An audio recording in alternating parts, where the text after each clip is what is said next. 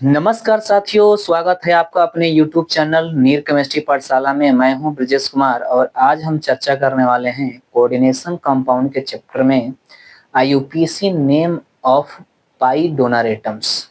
Clear है? तो चलिए हम स्टार्ट करते हैं कि इसका नाम हम कैसे लिखते हैं। तो देखिएगा यहाँ पे हम यहाँ पे हेडिंग डालेंगे आईयूपीएसी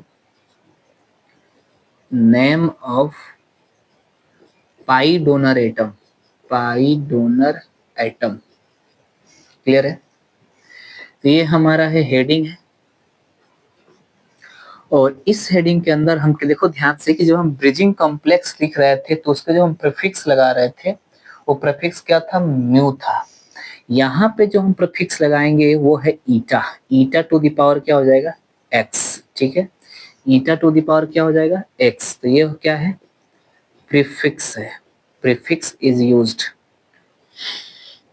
ठीक है, प्रीफिक्स प्रीफिक्स यूज करते हैं। x क्या है? तो x यहाँ हो जाएगा number of donor atoms. Number of donor atoms. ठीक है, नंबर ऑफ डोनर एटम्स हो जाएगा। क्लियर है? तो हम यहाँ पे कुछ लिगेंड्स की नाम बता रहे हैं। ठीक है ना, लिगेंड्स की तो कैसे डोनेट करते हैं और कैसे लिखते हैं। ठीक है, तो देखिए जैसे मैं आपसे कहूं कि यहाँ पे आप लिखिए C6H6। ठीक है ना, H6 है, बेंजीन है। लेकिन मैं इसमें H5 के जगह पर मैं एक H कर दूं और मैं यहाँ से एक बॉन्ड तोड़ दूं। मैं तोड़ दूंगा तो इस पर प्लस हो जाएगा, इस पर क्या हो जाएगा? माइनस। एक्चुअली ये हाइड्रोजन इस कार्बन से अटैच होता है। ठीक है ना, इसलिए माइनस यहाँ दिखाते हैं हम। तो ये चला गया, तो चला गया तो मैं आपसे पूछूं कि इस पर चार्ज कितना है? चार्ज कितना है? एक है ना। तो इसका ऑक्सीडेशन नंबर कितना हो जाएगा? -1। क्लियर है? मैं आपसे पूछूं इसमें कितने कार्बन है? कार्बन कितने हैं? तो 6। तो भी डोनर कितने हो जाएंगे? 6 इलेक्ट्रॉन डोनर हो जाएंगे। भाई साहब इसमें यह देखा जाता है कि जितने कार्बन एटम प्रेजेंट होंगे उतना ही उसमें डोनर एटम प्रेजेंट होंगे, यानी डोनर इलेक्ट्रॉन प्रेजेंट होंगे। क्लियर है? तो इसमें अब ये क्या डोनेट करेगा? अगर देखो, अगर नहीं लिखा है तब तो तब तो सिग्मा डोनर है। अगर वो लिखा है, अगर मतलब कैसे लिखा होगा वो कॉम्प्लेक्स हम बताएंगे। तो समझो कि अगर वो पाई लिख के आ रहा है तो हम पाई की देखेंगे, नहीं आ रहा है तो नहीं देखेंगे। तो ये कितना कार्बन है? 6। तो कितना इलेक्ट्रॉन डोनेट करेगा? तो 6 electron donate. 6 electron donate 6 electron donate करेगा। तो इस लिगेंड का नाम क्या हो जाएगा? तो देखो ये है ईटा, ये देखो एक्स कितना है? डोनर एटम कितना है? 6। तो इलेक्ट्रॉन भी कितना डोनेट करे? 6। तो ये हो जाएगा डोनर एटम कितना है? 5। कार्बन 6 है ना, देखो अच्छा एक मिनट, कार्बन 6 है ना, तो C5H5, तो C5H5 कर ले। चलो C5H5 कर लेते हैं। ठीक है, या चलो 6H5 कर लो। चलो ये ऐसे कर लो, C5H5। तो देखो यहाँ पे हो जाएगा ईटा टू द पावर 5। तो यहाँ हो जाएगा कितना इलेक्ट्रॉन? तो ये हो जाएगा देखो 5 और एक इलेक्ट्रॉन देगा तो ये कितना हो जाएगा? 6। ठीक है, ये हो जाएगा ईटा टू द पावर 5 और ये कितना हो जाएगा? 5 इलेक्ट्रॉन डोनेट, नहीं 5 और एक कितना हो जाएगा? चलिए 5 इलेक्ट्रॉन लिख लो, 5 इलेक्ट्रॉन डोनेट। ठीक है, जितना कार्बन उतना इलेक्ट्रॉन डोनेट होगा। तो देखो यहाँ पे डोनर नंबर ऑफ एटम कितने हैं, एक बार और ध्यान सुनो। कार्बन कितने हैं? 5। इलेक्ट्रॉन डोनेट कितना करेगा? 5। तो जितने भी नंबर ऑफ कार्बन एटम होंगे उतना ही वो इलेक्ट्रॉन डोनेट करेगा। तो बताओ एक्स क्या रिप्रेजेंट कर रहा है? Number of donor atoms. Number of donor atoms कितने हैं? 5। इसलिए इंटर टू द पावर क्या हो गया? 5। अब इसका नाम क्या हो जाएगा?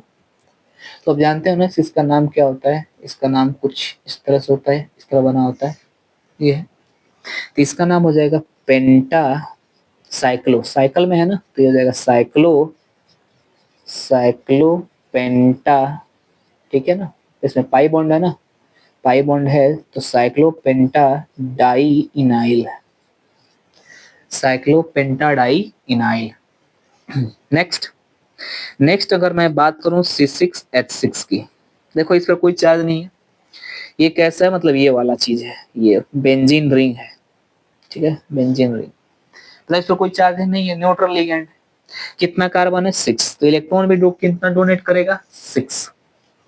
एक बार और ध्यान से सुनो, कार्बन कितना है 6 है, तो इलेक्ट्रॉन भी कितना डोनेट करेगा 6, क्योंकि हम जानते हैं जितने नंबर ऑफ कार्बन एटम होंगे उतना ही डोनर एटम होगा, उतना ही इलेक्ट्रॉन डोनेट करेगा। तो ये हो जाएगा, तो ये हो जाएगा ईटा टू द पावर कितना 6, नाम क्या है इसका बेंजीन, तो ये हो जाएगा बेंजीन। नेक्स्ट अगर मैं बात करूं ऐसे CH2 डबल बॉन्ड CH2 की, देखो एक ही पाई है ना, एक पाई बॉन्ड है, एक पाई बॉन्ड में कितने इलेक्ट्रॉन, दो, कितने इलेक्ट्रॉन दो, या कितने कार्बन एटम है दो, तो इलेक्ट्रॉन भी कितना डोनेट करेगा दो, तो ये दो इलेक्ट्रॉन क्या करेगा डोनेट करेगा। तो इसका लिगेंड का नाम क्या हो जाएगा ईटा, ये हो जाएगा 2, नाम क्या हो जाएगा इथाइलिन, क्या नाम हो जाएगा इथाइलिन। क्लियर है। तो अगर जहां भी ऐसे कंपाउंड्स आपको दिखे, ठीक है ना, ऐसे भी जहां कंपाउंड्स आपको दिखे तो समझ जाना कि हम वहां पे ईटा प्रीफिक्स का यूज करने वाले हैं। क्लियर है। तो आप इसे कॉपी करें, फिर मैं आपको बहुत सारा कॉम्प्लेक्स देता हूं, फिर उनका हम आईपीएससी नाम लिखेंगे। क्लियर है। तो कॉपी करें, फिर हम आगे मूव करते हैं।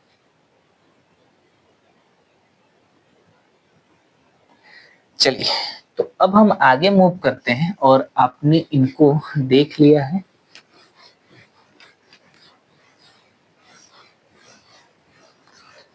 अब हम चर्चा करेंगे कुछ कॉम्प्लेक्स के बारे में। तो चलिए हम आपको कुछ कॉम्प्लेक्स दिखाते हैं, उनका नाम लिखते हैं और कुछ आईयूपीएसी नाम भी हम आपको दिखाते हैं, कैसे इनका आईयूपीएसी नाम लिखते हैं। तो देखो, पहला जो कॉम्प्लेक्स है हमारा वो है Fe पाई C5H5 का होल ट्वाइस, ठीक है। दूसरा जो हमारा है वो है पोटेशियम प्लेटिनम Cl3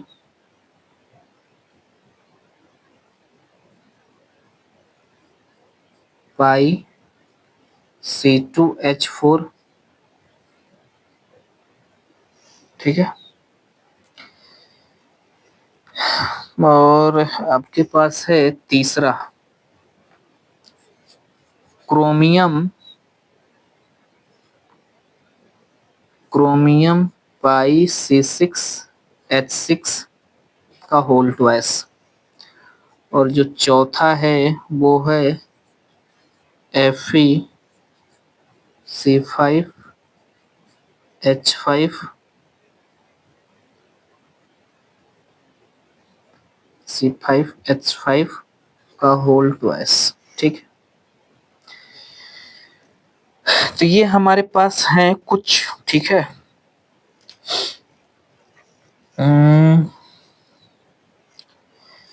चलिए, और क्या कर सकते हैं, नाम लिखते हैं। आप एक ट्राई करेंगे, एक बार ट्राई कर लीजिए, फिर हम ट्राई करते हैं। चलिए, ट्राई कर लिए होंगे, इसका नाम कुछ आया है। पहले तो आप इसका ऑक्सीडेशन स्टेट निकालें, क्योंकि आप हम जानते हैं ना आईपीएससी नाम लिखेंगे तो ऑक्सीडेशन स्टेट लगती है, किसकी लगती है, इसकी लगती है।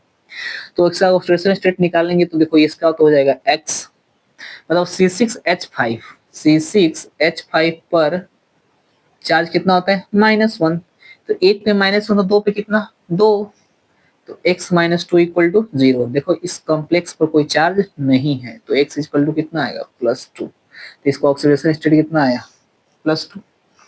अब देखो ये पाई है ना, देखो हमारा नाम क्या है पाई डोनर एटम। अगर पाई लिखा है तब तो हम क्या प्रीफिक्स यूज करेंगे ईटा, अगर नहीं है तो हम नहीं यूज करेंगे। क्लियर है। चलो, तो इसका नाम क्या हो जाएगा, देखो C6H5 का नाम क्या है साइक्लोपेंटा डाई इनाइल नाम है ना, C6H5 का क्या नाम है? डाई क्यों लगाया? उसमें 2 पाई बॉन्ड था इसलिए डाई लगाया, ठीक है। साइक्लोपेंटा डाई इनाइल, तो देखो इसमें ऑलरेडी डाई आया हुआ है, तो मैंने आईपीएससी नाम लिखते समय बताया था ना कि जिस लिगेंड में ऑलरेडी डाई हो, ट्राई हो, टेट्रा हो, उसके लिए हम क्या लिखते हैं? डाई होगा तो 20, ट्राई होगा तो 30, टेट्रा होगा तो टेट्रा किस, पेंटा किस, ऐसे, ठीक। तो देखो डाई है तो हम यहाँ पे क्या लगाएंगे? 20। ऑलरेडी इसमें डाई आ गया ना, तो हम क्या लिखेंगे? 2 है ना, 2 के लिए क्या लिखेंगे? 20, ठीक है। अब देखो हम क्या लगाएंगे? प्रीफिक्स क्या लगाएंगे? ईटा। कितना कार्बन है? 5, तो 5, ठीक है। क्या नाम है इसका? साइक्लो पेंटा डाई इनाइल, ठीक है। लास्ट में क्या है? सेंट्रल एटम का नाम लिखते हैं ना, तो क्या है? देखो कॉम्प्लेक्स कैसा है? न्यूट्रल है, न्यूट्रल के लिए क्या हो जाएगा? आयरन। इसका ऑक्सीडेशन स्टेट कितना आया? 2, तो ये हो गया सेकेंड। कोई दिक्कत नहीं ना? चलो इसका ऑक्सीडेशन स्टेट निकालो तो देखो कितना आएगा। पोटेशियम का 1 प्लस इसका तो x, क्लोरीन पर, एक क्लोरीन पर -1 तो 3 पे कितना होगा? -3। देखो C2H4 एक न्यूट्रल लिगेंड है, यही है ना? CH2 डबल बॉन्ड CH2, यही है वो चीज। तो क्या लिखते हैं? C2H4 लिख सकते हैं ना, इस पर कोई चार्ज नहीं है, कितना होगा? 0। ये हो गया कितना? 0। क्या इस कॉम्प्लेक्स पर कोई चार्ज है? नहीं है, नहीं है तो 0। कितना हो जाएगा? x - 2 = 0, तो x = 2। क्लियर है? चलो क्लियर है तो इस ये सब हमारे काम के नहीं है, हम इनको हटाते हैं, ठीक है।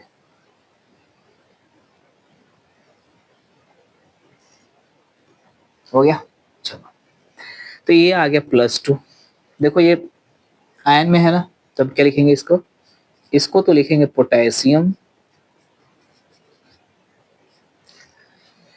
पोटेशियम के बाद आएगा, देखो ये आता है ई से और ये आएगा सी से। ये भी लिगेंड, ये भी लिगेंड, तो सी से आ रहा है, ई से आ रहा है, तो अल्फाबेटिकल में पहले कौन? सी। कितना? ये हो जाएगा ट्राई क्लोरो या क्लोरिडो, ट्राई क्लोरिडो, ठीक है। ये क्या हो जाएगा? C2H4 कितना है? एक ही है ना, तो एक ही है। एक मिनट कॉम्प्लेक्स में देखने दीजिए, ये C2H4 है कितना? एक होगा तो एक लिख देंगे, 2 होगा तो 2 लिख देंगे, ठीक है। चलो ये एक ही है, ठीक है, कोई दिक्कत नहीं है। चलो अब आप मेरे को बताओ, हाइपन कितना कार्बन है? 2 है ना, तो ईटा 2। जितने कार्बन होगा उतने डोनर एटम, उतना ही पावर इसका। अब क्या हो जाएगा? नाम क्या होगा? प्लेटिनम। देखो इस कॉम्प्लेक्स कैसा है? देखो इसका नेगेटिव तो प्लेटिनेट हो जाएगा। क्या हो जाएगा? Palatinate, Palatinate. इसका ऑक्सीडेशन रेट कितना आ गया? सेकेंड। क्लियर है? अच्छा एक मिनट एक मिनट एक मिनट एक मिनट, इसका तो नाम लिखा ही नहीं ना, ethylene, ethylene Palatinate second. Clear है? चलो इसका देखो, इसका नाम क्या है भाई साहब? आप बता सकते हैं इसका नाम क्या है? बेंजीन है ना, अभी बताया था ना। चलो तो इसको ऑक्सीडेशन रेट क्या निकालो, क्या हो जाएगा? 0 भाई। इसका तो ऑक्सीडेशन रेट 0 आ रहा है, तो क्या लिखोगे? कितने हैं? 2 है ना, 2 के लिए क्या लिखोगे? डाई, क्योंकि बेंजीन में ऑलरेडी डाई नहीं है इसलिए हम डाई लगा रहे हैं। अगर उसमें डाई आता तो 20 लगाते, तो डाई ईटा। कितने कार्बन है? 6, तो ये हो जाएगा 6। नाम क्या है? बेंजीन, तो ऐसे लिखिए बेंजीन, ठीक है। कितना? क्रोमियम, क्रोमियम कितना? 0, ठीक है। यहाँ पे देखिए, देखिए सब में देखिए और यहाँ पे देखिए, सब में क्या है? पाई पाई पाई। क्या इसमें पाई है? नहीं है, तो नहीं है तो क्या मतलब है? तो यही कह रहा है कि अगर जिसमें पाई हो आपको कैसे पता चलेगा? ऑलरेडी वो लिखा होगा, अगर पाई दिया होगा तो लिखा होगा, नहीं दिया तो सब वो सिग्मा समझ रहे हो। तो सिग्मा के लिए हम यहाँ पे जो प्रीफिक्स है ईटा वो हम यूज नहीं करते हैं, ठीक है। तो इसका देखो क्या हो जाएगा, 2 है ना, 2 है तो क्या हो जाएगा इसके लिए 20, ठीक है। देखो यहाँ पे तो +2 ऑक्सीडेशन स्टेट आ रहा था, तो इसका भी कितना आएगा +2, ठीक है। तो 20, ठीक है, इसका नाम क्या हो जाएगा, साइक्लो पेंटा डाइइनाइल, ठीक है। इसका नाम क्या आ जाएगा, देखो न्यूट्रल कॉम्प्लेक्स है ना, तो आयरन सेकेंड, क्लियर है। तो इस तरह हम क्या करते हैं, आईयूपीएसी नेम और में पाई डोनर जो एटम होते हैं ना, उनमें हम ईटा प्रीफिक्स लगाकर कैलकुलेट कर लेते हैं या लिख लेते हैं, और इसको हम इस तरह से क्या करते हैं, सॉल्व करते हैं, क्लियर है। हमने इसमें पाई भी दिखा दिया और एक एग्जांपल किसका दिखा दिया, सिग्मा का, जो आपको क्लैरिटी हो गई होगी, क्लियर है ना। क्लैरिटी होनी भी चाहिए कि पाई होगा तो हम क्या लिखेंगे, सिग्मा होगा तो क्या लिखेंगे, क्लियर है ना। तो इसे कॉपी करें, फिर हम अगले टॉपिक पे मूव करते हैं।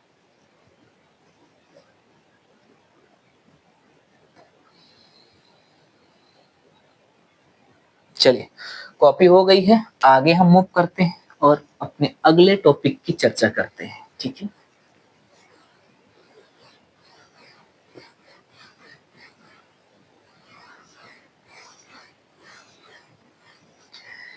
देखिए, आगे हम चर्चा करें तो वो है Werner's theory, Werner coordination theory, ठीक है। Werner's coordination, Werner's coordination theory. अब ये भाई साहब का क्या कहना है, कहना है इनका भी कहना है कि भाई आपके पास एक कॉम्प्लेक्स है, जैसे मान लो FeCN4, ठीक है, और ये है Cl और यहाँ है Cl2, ऐसा समथिंग मान लो आप कि ऐसा कोई कॉम्प्लेक्स है।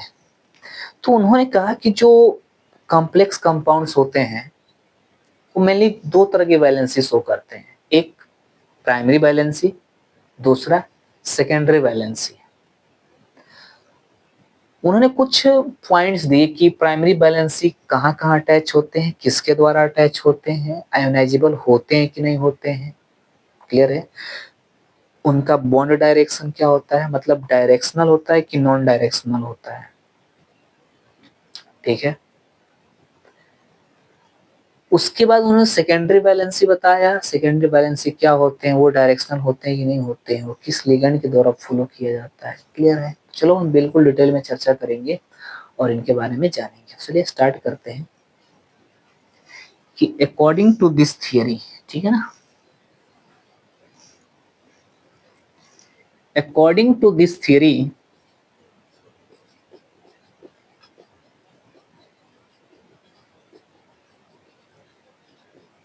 according to this theory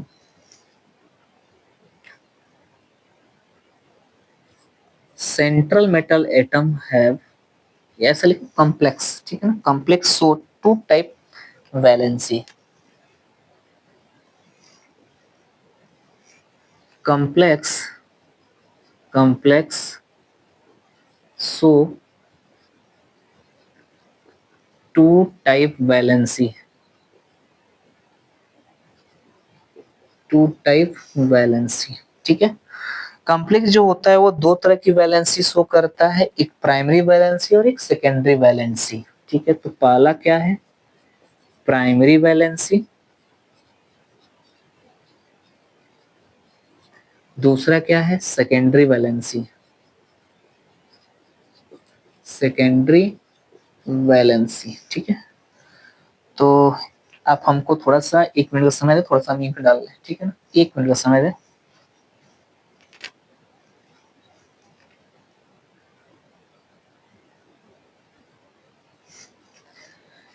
चलिए देखिएगा कि आगे इसमें हम आगे कंप्लीट करते हैं और देखिए हम कैसे कंप्लीट करते हैं, ठीक है ना। तो अकॉर्डिंग टू दिस थियरी, ऐसे लिख लेना, इन अ कॉम्प्लेक्स मेटल, यहाँ पे लिखे ना मेटल, ठीक है ना, in a complex metal show two type valency, ठीक है, प्राइमरी वैलेंसी और सेकेंडरी वैलेंसी। तो यहां पर हम हेडिंग डालेंगे प्राइमरी वैलेंसी, प्राइमरी वैलेंसी, और आप यहां से इसको दो पार्ट में कर दीजिए और इधर लिख लीजिए सेकेंडरी वैलेंसी, ठीक है, प्राइमरी वैलेंसी और सेकेंडरी वैलेंसी, ठीक है। यहां तक किसी कोई समस्या नहीं ना? कोई समस्या है? नहीं समस्या। चलिए यहाँ पे हम फर्स्ट पॉइंट लिखते हैं प्राइमरी वैलेंसी में, ठीक है, कि देखो प्राइमरी वैलेंसी क्या होता है कि इट्स एकोमोडेट, ठीक है ना, या it's satisfy with neutral ligand या पॉजिटिव लिगेंड या जो जो होता है वो होता है, ठीक है ना। थोड़ा सा एक मिनट हमको समय दें।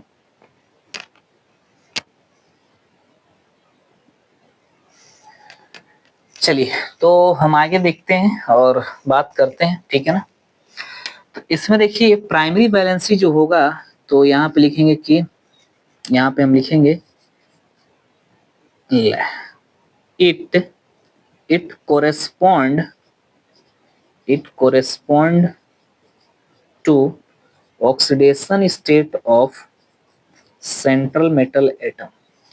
जो प्राइमरी वैलेंसी होगा, ठीक है ना, जो प्राइमरी वैलेंसी होगा वो किसके द्वारा कोरस्पॉन्ड होगा? सेंट्रल मेटल एटम के ऑक्सीडेशन स्टेट।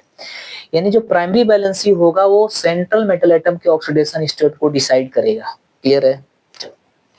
ये क्या बताएगा? तो ये बताएगा कि correspond correspond to coordination number of central metal atom, ठीक है।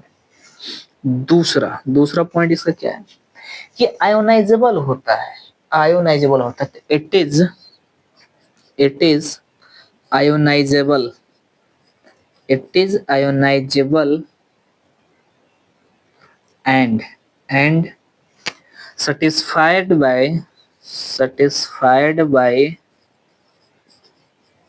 negative ligands।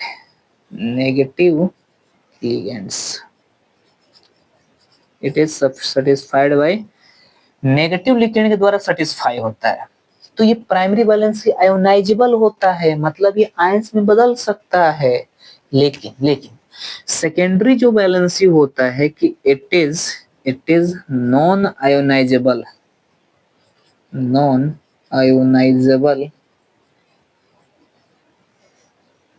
कंपाउंड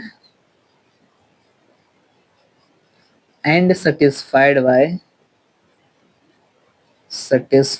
by किसके द्वारा? नेगेटिव, पॉजिटिव या neutral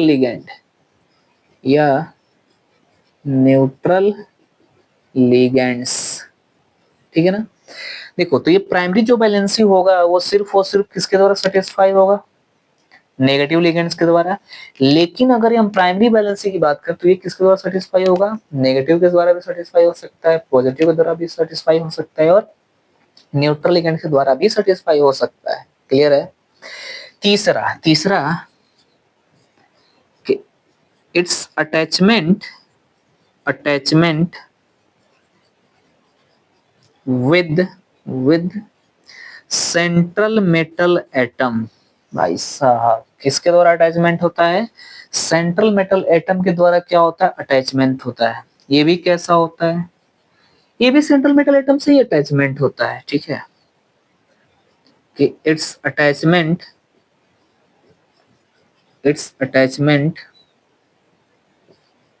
with central metal atom, ठीक है। इसका भी सेंट्रल मेटल एटम से अटैचमेंट होता है, उसका भी सेंट्रल मेटल एटम से अटैचमेंट होता है, ठीक है ना। इसका भी सेंट्रल मेटल एटम से क्या होता है? अटैचमेंट होता है, ठीक है। और ये होता है and bonds and its bond is non directional, non directional, इसका and its bond is directional. Non directional, directional का मतलब क्या होता है? देखो भाई, डायरेक्शनल का मतलब होता है कि एक सेंट्रल मेटल एटम है, उससे कोई लिगेंड जुड़ा है तो एक ये फिक्स एंगल पे जुड़ा होगा, लेकिन नॉन डायरेक्शनल में उसका कोई फिक्स एंगल नहीं होगा। क्लियर है? तो कहीं भी जुड़ सकता है। चौथा, चौथे की अगर मैं बात करूं कि it is denoted by, it is denoted by dotted line, dotted line, यानी कि जो प्राइमरी वैलेंसी होगी उसको हम किससे डिनोट करेंगे? डॉटेड लाइन से। इसको हम किससे डिनोट करेंगे? तो it is denoted by solid line, solid line. Clear है? तो ये कुछ वार्नर्स थ्योरी के पॉइंट्स हैं जो क्या करते हैं, कॉम्प्लेक्स में फॉलो होते हैं। कैसे होते हैं तो आप एक बार इन्हें कॉपी करें, फिर इन सभी पॉइंट्सों को मैं एक कॉम्प्लेक्स में अरेंज करके आपको बताता हूं या दिखाता हूं। क्लियर है? इसे कॉपी कर लें, फिर हम आगे मूव करते हैं।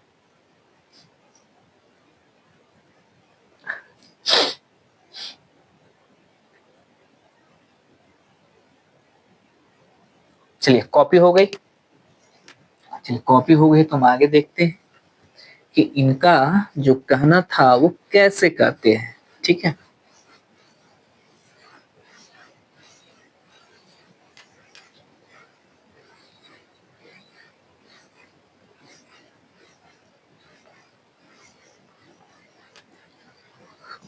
ध्यान से देखिएगा। इधर है वर्नर्स, वर्नर्स रिप्रेजेंटेशन,